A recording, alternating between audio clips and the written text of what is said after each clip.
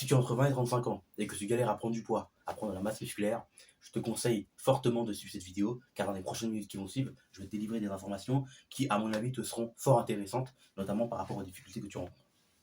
Alors, aujourd'hui, je voudrais qu'on parle d'un sujet qui est la densité calorique. Alors, la densité calorique, qu'est-ce que c'est? Il faut comprendre une chose, c'est que lorsqu'on prend la nourriture de manière générale, les macronutriments, protéines, glucides, lipides, il faut savoir qu'ils n'ont pas tous, on va dire, la même valeur énergétique. C'est-à-dire, si on prend les lipides, enfin, on commence par les protéines.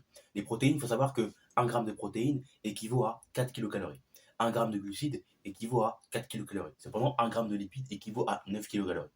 Donc déjà là, ce qui est intéressant, c'est qu'en fonction de la famille justement des macronutriments, les calories, on va dire, qui vont être apportées par on va dire, chacun d'entre eux, ne vont pas être les mêmes. Et donc par conséquent, l'énergie qu'ils vont apporter ne sera pas la même aussi. Et c'est là où malheureusement beaucoup de personnes qui veulent prendre du poids, généralement, ou même parfois qui veulent perdre du poids, mais surtout les personnes qui veulent prendre du poids et qui veulent prendre du muscle, c'est là où généralement ils ont tendance à faire beaucoup d'erreurs. Déjà, ils n'ont pas un équilibre qu'on va dire correct entre justement les différents macros, alors différentes familles de macros, que ce soit les protéines, les glucides et les lipides. Tous se jettent sur les protéines, sur les glucides, ils se gavent de riz, ils se gavent de poulet, ils se disent que Wally, je vais juste manger du riz et du poulet et je vais prendre je sais pas combien de kilos. C'est possible bien sûr de faire une prise de masse juste en mangeant majoritairement du riz et du poulet. La seule différence c'est que ça, ce sera possible pour quelqu'un qui a un métabolisme, on va dire, qui est pas trop rapide et qui arrive à prendre du poids assez facilement. Pour une personne qui est mince, généralement, ce qui doit être ton cas si tu regardes la vidéo, une personne qui est mince, qui a du mal à prendre du poids justement, et qui a surtout encore plus de mal à prendre du muscle, parce que déjà prendre du poids pour cette personne c'est difficile, mais prendre du muscle c'est encore plus difficile parce que le muscle ça prend du temps à se construire. Donc généralement, c'est sûr que ces personnes-là, elles vont avoir du mal et qu'une diète juste à base de riz et de poulet, ça suffira pas. Il faudra creuser un peu plus. Et c'est là où justement la densité calorique intervient. Parce qu'en fait, la densité calorique, qu'est-ce que c'est? Ça va tout simplement, on va dire, être un indicateur qui va nous permettre de comprendre, on va dire, et de savoir quelle est, on va dire, la densité énergétique d'un aliment. Et vous allez me dire, mais en quoi c'est important? En fait, c'est très simple. Prenons l'exemple. Si on prend 100 grammes d'amande, dans 100 grammes d'amande, on a environ 579 calories. D'accord? Si on prend les patates douces, par exemple, dans 100 grammes de patates douces, on a environ 86 calories. Environ. Donc ça veut dire que si on compare entre 100 grammes d'amande et 100 grammes de patates douces, on a quasiment 6 fois plus de calories, d'accord, dans 100 grammes d'amande que dans 100 grammes de patates douces. Alors que pourtant, en termes de volume, c'est pas exactement la même chose, justement, parce que vous marquez de la patate douce, c'est quand même assez volumineux, alors que les amandes, c'est pas très volumineux. Et pourtant, pour le même poids, la même valeur, d'accord, au niveau du grammage, on n'a pas les mêmes calories. Et c'est là, au fait, où justement beaucoup de personnes qui, généralement, veulent prendre du poids, veulent prendre de la masse musculaire, font beaucoup de. Enfin, là où justement, généralement, il y a des erreurs, notamment pour ceux qui sont minces, etc. C'est que vous ne faites pas en fait attention à justement cette question-là de densité calorique. Ça veut dire que vous ne mangez que des aliments qui ont une faible densité calorique. Et très souvent, les aliments, enfin pas une faible, je dirais pas que vous mangez des aliments qui ont une faible densité calorique, parce que les aliments à faible densité calorique, généralement, ça va être par exemple les légumes, ça va être les fruits, d'accord? Et en fait, grosso modo, les aliments avec un fort taux de matière grasse seront des aliments avec une densité calorique assez élevée, notamment par exemple les viandes grasses, ainsi que beaucoup de lipides, notamment l'avocat, les noix, les graines, etc. Tandis que les aliments avec beaucoup d'eau, avec beaucoup de fibres, comme par exemple les légumes, les fruits, les salades, etc., généralement, eux, ont tendance à avoir une densité calorique plus faible. Et en fait, c'est quoi la différence entre les deux? C'est qu'en fait, les aliments à densité calorique plus faible, ils vont avoir tendance à amener la satiété beaucoup plus rapidement que les aliments avec une densité calorique moins élevée. Avec les aliments avec une densité calorique plus élevée. Je suis par exemple, vous prenez un saladier de pâtes.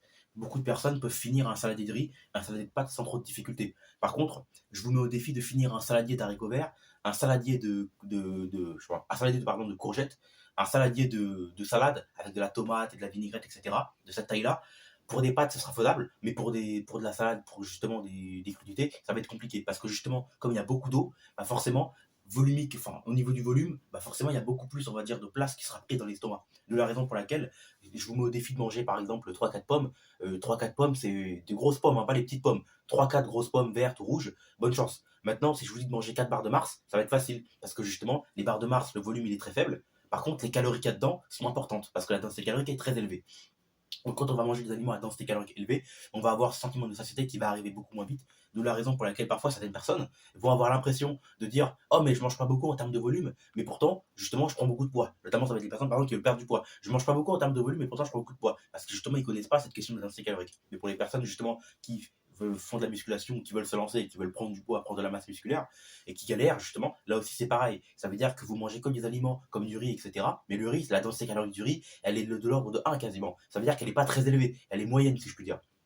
Pareil pour les pâtes. Alors que par contre, très souvent, je leur demande est-ce que vous mangez des noix, est-ce que vous mangez des graines, est-ce que vous mangez de l'avocat, est-ce que vous mangez du saumon, est-ce que vous mangez des aliments à densité calorique élevée. Et quand on dit aliments à densité calorique élevée, attention, ça peut être des aliments sains comme des aliments pas sains. Généralement, les aliments sains, ça va être ce que je vous ai cité, avocats, noix, sardines, etc. Par contre, malheureusement, il y a aussi des aliments à densité calorique élevée qui ne sont pas sains, comme par exemple les barres chocolatées. On va pas citer les marques pour pas avoir de problème non plus, mais les barres chocolatées, tout ce qui est confiserie, les aliments gras comme par exemple les fritures, etc., les fast-foods, tous ces aliments-là ont une densité calorique qui est très élevée. Malheureusement, bah, c'est des aliments qui sont pas sains du tout. Donc, densité calorique n'a rien à voir avec la sainteté ou pas de l'aliment. C'est d'accord, l'aliment peut avoir une densité calorique faible et de l'autre côté être sain, tout comme il peut avoir une densité calorique faible et être malsain. Et de l'autre côté, un aliment peut avoir une densité calorique élevée et être sain, tout comme avoir une densité calorique élevée et ne pas être sain.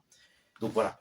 Donc c'est vraiment ce sujet-là dont je voulais parler parce qu'en fait, beaucoup de personnes, notamment qui commencent la musculation, même quand je parle avec eux parfois en message privé, etc., malheureusement, beaucoup ne savent pas ce que c'est et en fait ne prennent pas ça en compte, notamment dans leur diète. Et en fait, même parfois, vous allez vous dire que ah, il faut que je coupe mes calories, il faut que je coupe mes macros pour réussir à prendre de la masse musculaire. Alors oui, ça peut être un indicateur et ça peut être, on va dire, une bonne base, notamment quand vous débutez et que vous voulez avoir une idée à peu près de ce que vous consommez, d'accord. Mais à long terme, de manière générale, il va falloir apprendre à manger et justement savoir, on va dire, quoi manger. Parce que très souvent, en fait, la nutrition, c'est pas quelque chose qui est complètement, enfin, c'est pas quelque chose, excusez-moi, qui est compliqué, qui est difficile. C'est juste quelque chose qui demande d'avoir un minimum de connaissances. C'est pour ça que quand je vous dis justement en musculation, d'aller faire un minimum de. Quand je dis de formation, je dis pas d'aller acheter une formation à 500 €. Mais quand je dis de faire une formation, c'est par exemple aller prendre des petits livres sur la nutrition, histoire de connaître un peu l'ABC de la nutrition, au niveau des macros, au niveau des micronutriments, etc. de manière générale. Pareil, lorsque je vous dis de connaître aussi la question de tout ce qui est indice glycémique, etc. Enfin, juste faites un peu un effort d'aller acheter un petit livre. Moi, j'ai fait cet effort-là et je le fais toujours aujourd'hui. J'ai toujours le livre sur mon bureau, voilà, où justement j'ai toutes ces informations, des petits livres sur la nutrition, etc. et tout, que ce soit au niveau des macronutriments, la densité calorique, etc.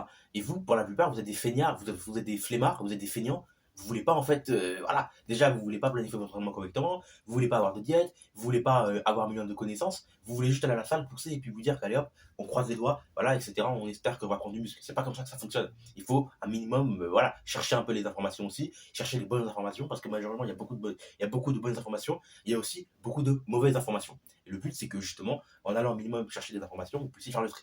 Voilà. Donc je répète, la densité calorique, c'est un élément qui est extrêmement important, d'accord. C'est quelque chose que vous pouvez déjà implémenter dès maintenant. Donc là, par exemple, après avoir vu cette vidéo, justement, bah maintenant tu sauras que par exemple, au lieu de, par exemple, pour ton goûter, au lieu de manger par exemple une barre, je sais pas, une barre de céréales ou une barre chocolatée, retire-moi cette merde, d'accord. Tu prends des noix, tu prends des graines, tu prends des amandes. Juste, je t'ai dit, hein, 100 grammes d'amandes, c'est environ 579 calories. 100 grammes d'amandes. Imagine maintenant que tu fais 150 grammes d'amandes, bon 200 grammes d'amandes, on va pas abuser non plus, mais 100 grammes d'amandes, 150 grammes d'amandes, tu vois que déjà quand même tu auras un bon quota calorique. Et après, bien sûr, tu as juste ça avec tous tes macros, donc tes glucides, tes protéines, de manière générale, enfin tes glucides, tes protéines, où là aussi il y aura un quota calorique quand même. Et là, tu verras qu'en fait, bah, tu arriveras facilement à être en léger surplus, d'accord. Et pas forcément, en fait, si tu veux, être là en galère, etc., à dire je prends pas de poids, d'accord. Tu ajoutes de l'avocat, t'ajoutes de l'avocat, tu ajoutes des noix, t'ajoutes du lait entier, d'accord aussi, mais le bon lait, hein, le lait cru par exemple, etc. T'ajoutes, qu'on appelle ça, de la sardine, des anchois, du saumon, du thon, enfin ces bons aliments-là, ton quota calorique, il va rapidement augmenter, sans même avoir besoin de devoir augmenter le volume, parce que c'est ça qui est avantageux en fait. C'est comme je vous l'ai dit, 100 grammes de patates douces, ça va être ça, d'accord. Alors que 100 grammes d'amandes, on sera quelque chose sur quelque chose comme ça, vous voyez. Donc le volume, il est très faible, ce qui fait que vous aurez moins vite le sentiment de satiété, donc le sentiment quelque part où vous vous sentez plein. Voilà. J'espère que cette vidéo vous a plu, que ce petit conseil vous a plu. N'hésitez pas à liker, partager, vous abonner. Si jamais vous avez des questions, n'hésitez pas aussi à commenter, hein, d'accord. Je pourrais y répondre, il n'y a aucun problème avec ça. Et que vous dire le plus, bah, passez une excellente journée. Ah non, j'avais oublié aussi. N'hésitez pas, je mettrai en description un lien tout simplement pour réserver un appel de consultation avec moi. Donc cet appel de consultation, qu'est-ce que c'est? C'est un coaching personnalisé de 30 minutes où mon but ce sera de vous apporter un maximum de valeur. Sur quoi on va travailler? Alors premièrement, je vais essayer de comprendre d'abord vos difficultés, quels sont les éléments qui font aujourd'hui que vous stagnez, que vous n'arrivez pas à progresser en musculation, que vous n'arrivez pas à prendre de la masse musculaire, etc. Et tout. Le but sera de voir justement quels sont les problèmes au niveau de la diète. D'accord. Donc essayer justement de construire les bases d'une diète saine, les bases d'une diète justement qui vont permettre de progresser à long terme. Et ensuite, il sera aussi de construire les bases d'un plan d'entraînement clair et structuré. Parce que beaucoup de personnes, malheureusement, aujourd'hui, qui cherchent en musculation, ont un plan d'entraînement qui n'est pas clair, qui n'est pas structuré. En fait, ils ne savent même pas où ils vont. Chaque jour, ils vont s'entraîner à la salle de sport, mais chaque jour, c'est un peu voilà, un jour différent, etc. Ils s'entraînent au hasard. Et moi, le but, c'est que durant cet appel-là, quelque part, c'est de vous aider à structurer tout simplement votre entraînement, à structurer votre nutrition, à faire en sorte que tout simplement vous puissiez avoir un maximum de. Enfin, que vous puissiez tout simplement progresser à long terme au travers de cet appel.